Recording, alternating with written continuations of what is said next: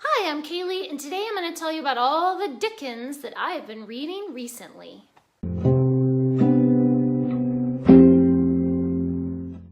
In case you didn't know, Books for MKs is a charity that donates books to missionary kids. So if you'd like to donate to the kids, you can do so at gofundme.com. There's a link down in the description and a button at the end of this video where you can donate to the kids. So, as many of you know, it has been my goal for the last few years to try to read through all of Dickens, and I only had 6 novels left and a couple of short stories, and so I'm going to tell you about the ones that I've been reading and checking off my list. First of all, I read The Mystery of Edwin Drood, which is the last thing that Dickens wrote. He actually died before he could finish it, and so it's kind of a mystery how he would have ended that novel. So it's just like the first 300, 200, 300 pages of the book, and then it just stops. And we don't know what's going to happen.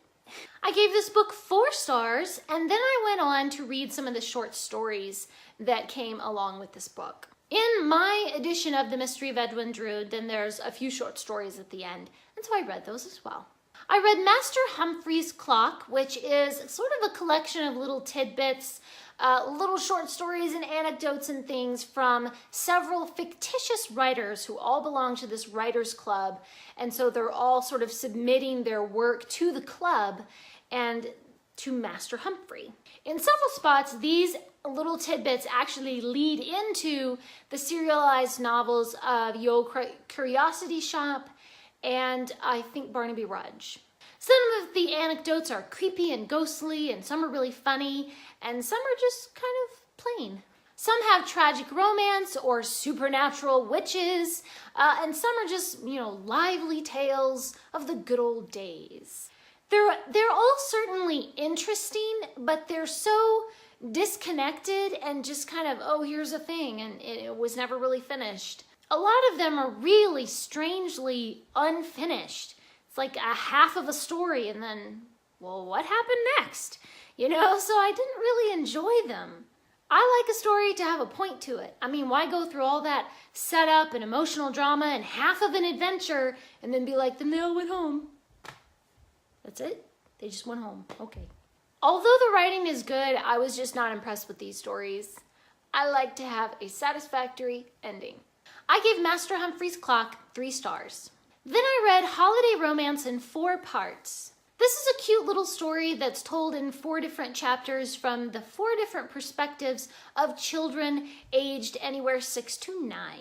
Each child makes up a story about being a sea captain or having a fairy godmother, living in a land without grown-ups, or maybe just, playing with their friends. It's whimsical and cute, but it has no story structure at all. The narrative is sweet, and the writing is good, of course, but it just had no point to it. The characters are flat with no development, and there's just not much there. It's a quick little read, but nothing special, so I gave it 3 stars.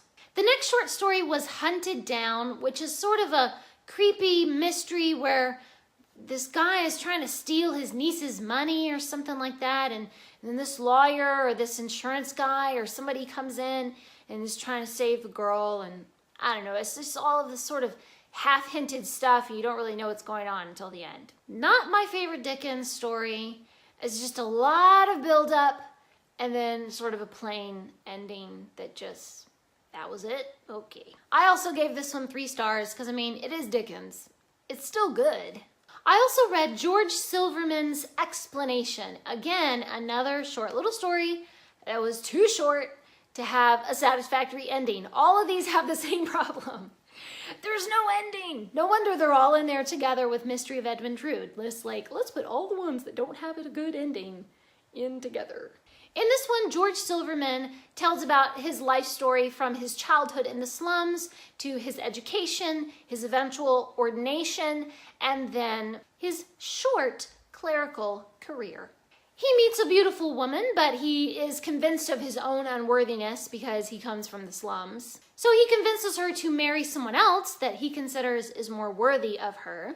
Throughout the story, there's a real emphasis on suppressing one's worldly desires, greed and deceit and selfishness, and so George really makes a big effort at self-improvement, and he gains a reputation as being a kind and generous and just a very innocent person. But then after the woman that he loves marries the other guy, George is accused of this heinous deceit, and he really learns who are the people that stand by him and who are the people that, believe the lies told about him. It's a touching little story, but again, I just wish that it were better organized into a more satisfactory ending. I gave this one 3 stars.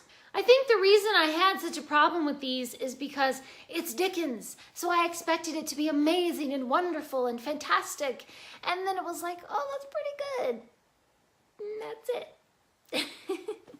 So please leave a comment and let me know, what's a book that you really hyped up in your mind because you've read other works by that author and it was so good and you just knew that this one was going to be amazing too, and then it just kind of wasn't, but it was still pretty good, but it wasn't. Leave me a comment and let me know when was the time that happened to you. Thanks for watching. Please subscribe, and remember, the right book in the right hands at the right time can change the world.